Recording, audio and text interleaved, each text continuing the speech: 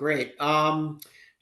Maybe talk a bit about, since the question that investors always ask is, what about the supply chain? It's just sort of a generic question, but it particularly is relevant here. So maybe educate us on kind of the differences and similarities on the supply chain for astatine versus things like actinium or lead-212.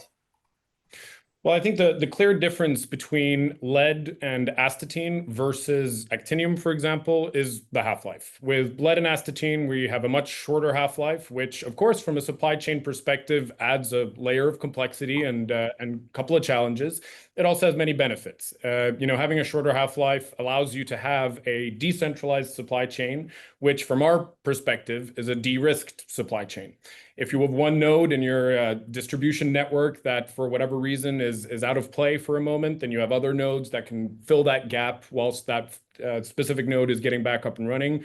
If you have spills at one place, that means you leave the room, you come back the next day, and all the radioactivity is gone. If you do that with actinium, you're out for a couple of weeks at best. So the key difference, I think, is that we're going to have to develop jointly as an industry the best and safest way to be able to set up this distributed supply chain where you have centralized nodes making the isotope, shipping and supplying a distributed network of radiopharmacies that are then producing the final drug product, and then the final drug product being supplied from those radiopharmacies to the final point of care based on the stability of that final radiolabeled compound.